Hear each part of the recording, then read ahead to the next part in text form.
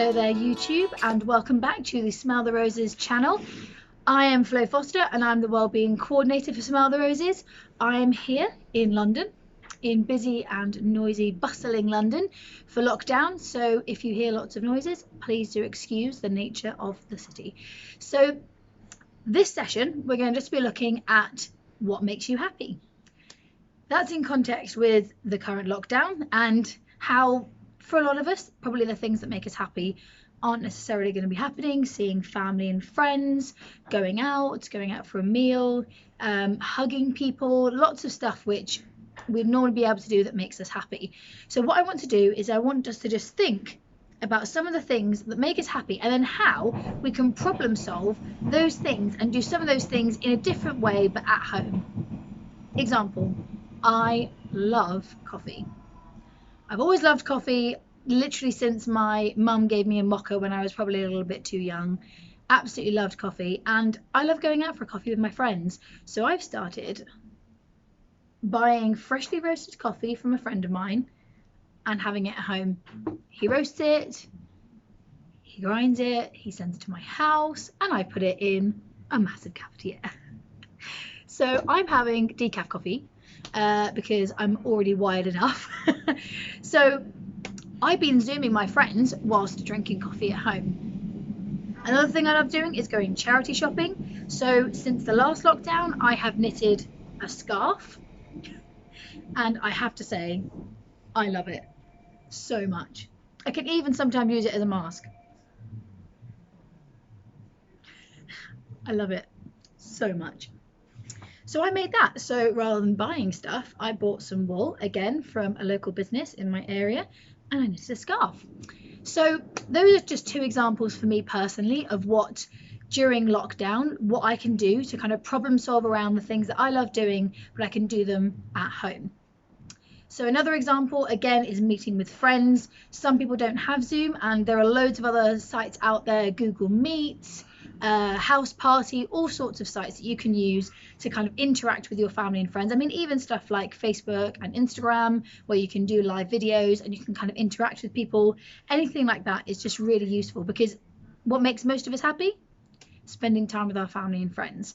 So this is just a small snippet to help you think about what makes you happy. Family and friends. Can you send them a postcard? Can you send them a letter? Are you someone who really enjoys drawing? Could you send someone in the post a drawing? I'm not a drawer, definitely not a drawer, but what I am is someone who loves sending people little postcards that has have a good day or you're doing great. So I send people postcards with not very much information, because I'm not much of an essay person. I prefer talking to people, as you can probably tell. So I've been sending postcards to people, and that's been great because that's been a way of kind of connecting with my family in a really tough time. So this is just a small exercise you can do. If you have a kind of journal, then that's a really good place to do it, but you can do it on any scrap piece of paper. Just do a mind map and just write down all the things that make you happy. It might be buying a nice piece of clothing, it might be sitting in your garden, whatever it is, just write it down on a piece of paper and just get all your ideas down. This is a time where we probably don't necessarily have loads to do. We might still be at work, or we might be furloughed, or our kids might actually be at school, which is maybe the first time, because the last lockdown they weren't. So you might have more time than you would normally. So that's great. Obviously, time is brilliant. Time is money. So if you have a journal, do it in there, or on a scrap piece of paper, what makes you happy?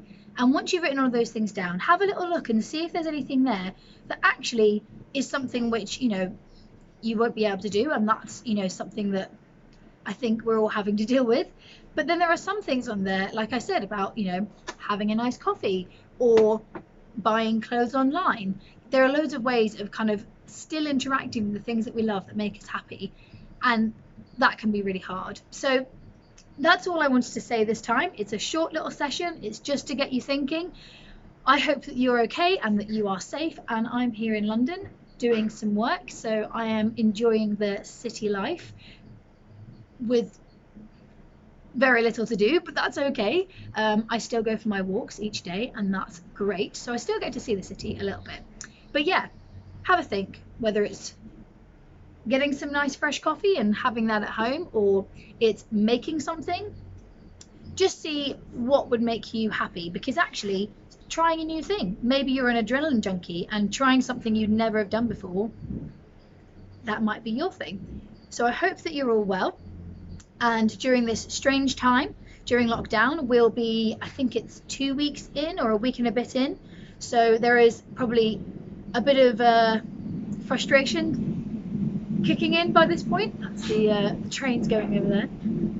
It's just what you get for being in London.